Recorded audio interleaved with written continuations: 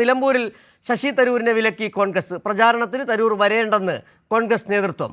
ചുമതലകൾ പാർട്ടി ഏൽപ്പിച്ചിട്ടില്ലെന്ന് തരൂരിനോട് അടുത്ത വൃത്തങ്ങൾ. വിവരങ്ങളുമായി ഇപ്പോൾ നിർഭൻ ചക്രവർത്തി ചേരുകയാണ്. നിർഭൻ, നിലമ്പൂരിൽ കോൺഗ്രസിൻ്റെ എല്ലാ എംപിമാർക്കും നിരവധി ചുമതലകൾ നൽകിയിട്ടുണ്ട്. അവരെല്ലാം മണ്ഡലത്തിൽ സജീവമാണ്. തരൂരിനെ മാത്രം ഒഴിവാക്കി. തരൂർ നിരന്തരം തലവേദന ഉണ്ടാക്കിക്കൊണ്ടിരിക്കുന്നു കോൺഗ്രസ് ദേശീയ നേതൃത്വത്തിനടക്കം.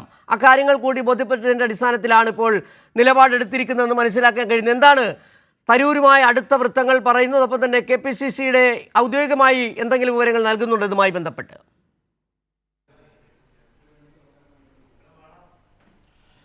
സിജു, രണ്ട് കാര്യങ്ങളാണ് പ്രധാനമായി ഇത് സംബന്ധിച്ച് പറയാനുള്ളത്. ഒന്ന്, തരൂരിനെ തെരഞ്ഞെടുപ്പ് പരിപാടിയുമായി ബന്ധപ്പെട്ട് നിലമ്പൂരിൽ ഔദ്യോഗികമായി പാർട്ടിയുടെ സംസ്ഥാന ഘടകം ക്ഷണിച്ചിട്ടില്ല. തെരഞ്ഞെടുപ്പിൻ്റെ ചുമതലയുള്ള നേതാക്കളൊന്നും തരൂരിനെ ഷെഡ്യൂളിൽ ഉൾപ്പെടുത്തിയിട്ടുമില്ല.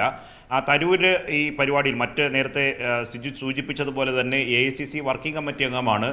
KC വേണുഗോപാലായിരുന്നു കൺവെൻഷൻ ഉദ്ഘാടനം ചെയ്ത്. മറ്റ് വർക്കിംഗ് കമ്മിറ്റി ക്ഷണിതാവായിട്ടുള്ള രമേശ് ചെന്നിത്തലയും കൊടിക്കുന്നിൽ സുരേഷ് അടക്കമുള്ള നേതാക്കൾ തെരഞ്ഞെടുപ്പ് രംഗത്ത് സജീവമായിട്ടുണ്ട്. കൺവെൻഷനിലടക്കം പങ്കെടുക്കുകയും ചെയ്തിട്ടുണ്ട്. പക്ഷേ ഇന്നും രമേശ് ചെന്നിത്തല നിലമ്പൂരിലുണ്ട്. വാർത്താ സമ്മേളനം അടക്കം അദ്ദേഹം വിളിച്ചു ചേർത്തിരുന്നു. കുടുംബയോഗങ്ങളിൽ പങ്കെടുക്കുന്നുണ്ട്. പര്യടന പരിപാടികളിലും സ്ഥാനാർത്ഥിയുടെ വിവിധ യോഗങ്ങളിൽ രമേശ് ചെന്നിത്തല പങ്കെടുക്കുന്നു. KC വേണുഗോപാൽ വന്നുപോയതാണ്. ഇനി പ്രിയങ്ക ഗാന്ധി എത്തുമ്പോൾ വീണ്ടും KC വേണുഗോപാൽ വരും.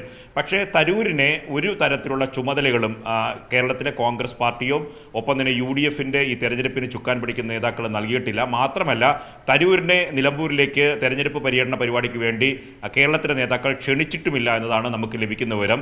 ഇക്കാര്യത്തിൽ സിജു ചോദിച്ചതുപോലെ ഇക്കാര്യത്തിൽ ഔദ്യോഗികമായി കോൺഗ്രസിൻ്റെ നേതാക്കൾ ഇതുവരെ റെസ്പോൺസ് ചെയ്തിട്ടില്ല. ഇപ്പോഴാണ് നമുക്കതിൻ്റെ വിവരം ലഭിക്കുന്നത്. നമ്മൾ ഈ വാർത്ത ബ്രേക്ക് ചെയ്യുകയായിരുന്നു.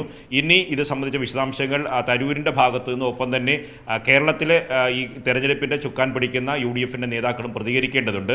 ഒരു കാര്യം ഉറപ്പാണ്, അദ്ദേഹം വിദേശ പര്യടനം കഴിഞ്ഞ് ദില്ലിയിൽ തിരിച്ചെത്തി 2 ദിവസമായി. അദ്ദേഹം അടുത്ത ദിവസം തന്നെ വീണ്ടും അമേരിക്കയിലേക്ക് മടങ്ങുകയാണ് എന്നതാണ് നമുക്ക് ലഭിക്കുന്ന വിവരം. മുൻകൂട്ടി നിശ്ചയിച്ച പരിപാടികൾക്ക് വേണ്ടിയാണ് അദ്ദേഹം അമേരിക്കയിലേക്ക് തിരിച്ചു പോകുന്നത് എന്നാണ് തരൂരുമായി അടുത്ത വൃത്തങ്ങൾ നമ്മളെ അറിയിച്ചിട്ടുള്ളത്. കാരണം ഇന്ന് രാത്രിയോടുകൂടി തരൂർ അമേരിക്കയിലേക്ക് മടങ്ങും. മാത്രമല്ല, അദ്ദേഹം തിരിച്ചെത്താൻ സാധ്യതയുള്ളത് 17-ാം തീയതി രാത്രിയോ 18-ാം തീയതി രാവിലെയോ ആകും തരൂർ തിരിച്ചു മടങ്ങുക. 19-ന് തന്നെ തെരഞ്ഞെടുപ്പ് നിലമ്പൂരിൽ നടക്കും. 17-നാണ് കൊട്ടിക്കലേശം ഉണ്ടാകുക. അതുകൊണ്ട് തരൂരിനി നിലമ്പൂരിലേക്ക് തെരഞ്ഞെടുപ്പ് പര്യടനത്തിന് എത്തില്ല എന്ന കാര്യം ഉറപ്പായി.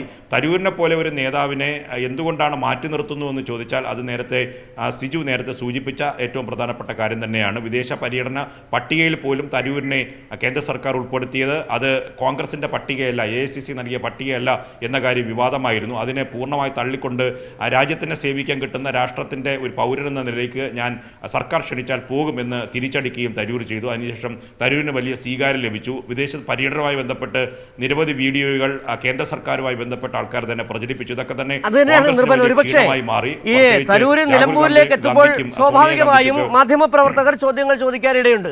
എന്തുകൊണ്ട് തരൂരിനെ ഒഴിവാക്കി എന്നുള്ള വിശദീകരണം KPCC നൽകേണ്ടതുണ്ട്.